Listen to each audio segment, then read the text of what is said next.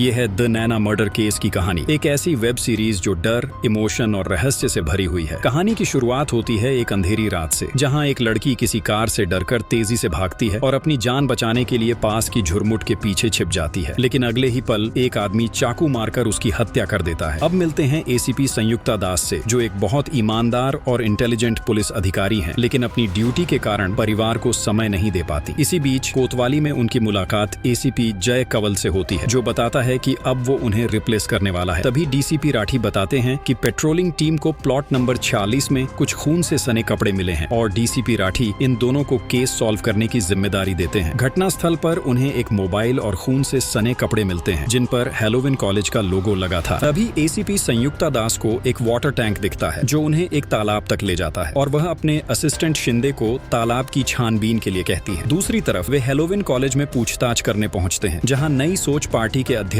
तुषार सुर्वे की कैंपेनिंग चल रही थी, लेकिन पूछताछ के कारण कैंपेन रद्द कर दिया जाता है। अगले दिन एसीपी जय कंवल संयुक्ता दास को बताता है कि घटनास्थल पर जो मोबाइल मिला है वह किसी नैना नाम की लड़की के नाम पर रजिस्टर्ड है। इसके बाद वे दोनों नैना के घर पूछताछ के लिए जाते हैं, जहां नैना की मां बताती हैं कि नैना अपनी दोस्त लावण्या के साथ कॉलेज गई थी और कल रात से वो लावण्या के घर थी, लेकिन कॉलेज में नैना नहीं मिलती। उधर शिंदे एसीपी संयुक्ता दास को तालाब के पास बुलाता है। जांच करने पर तालाब के अंदर एक कार मिलती है, जिसकी डिग्गी में एक लड़की की लाश होती है। तभी नैना के पिता वहां पहुंच जाते हैं और पता चलता है कि वह लाश नैना की ही है। कार के अंदर से नई सोच पार्टी का लेबल भी मिलता है और पोस्टमार्टम रिपोर्ट से पता चलता है कि नैना को बहुत प्रताड़ित किया गया था। उसके सिर पर कांच के टुकड़े मिले, यानी सिर पर कांच की बोतल मारी गई थी और शायद नैना का रेप भी हुआ था। इसके बाद एसीपी संयुक्ता दास डीसीपी राठी से अपने पति के पास अहमदाबाद जाने के लिए छुट्टी मांगती है, लेकिन केस की जटिलता देखते हुए डीसीपी छुट्टी रद्द कर देते हैं और 2 दिन बाद जाने को कहते हैं। फिर संयुक्ता दास और जय कंवल दोनों तुषार सुर्वे के घर जाते हैं, जहां पता चलता है कि वह कार तुषार की पर्सनल नहीं बल्कि कैंपेन कार थी। जय कंवल पूछता है कि कल रात वो कहां था, तो उसकी पत्नी बताती है कि वो उसके साथ था। इसके बाद जय कंवल संयुक्ता को बताता है कि ट्रांसपोर्ट मैनेजर के मुताबिक कल रात मुकेश नाम का ड्राइवर वही गाड़ी चला रहा था और वह नैना के कॉलेज भी गया था। जब वे मुकेश के घर पहुंचते हैं तो वह अचानक संयुक्ता पर हमला कर देता है। फिर डर कर बताता है कि वह पार्टी का सामान छोड़ने कॉलेज गया था, लेकिन तबीयत खराब होने के कारण चाबी सहित गाड़ी वहीं छोड़कर अस्पताल चला गया। संयुक्ता नैना के बारे में पूछती है तो वह डर कर पीछे हटने लगता है और कुछ बताने से पहले ही नीचे गिरकर मर जाता है। अगले दिन जय कंवल संयुक्ता को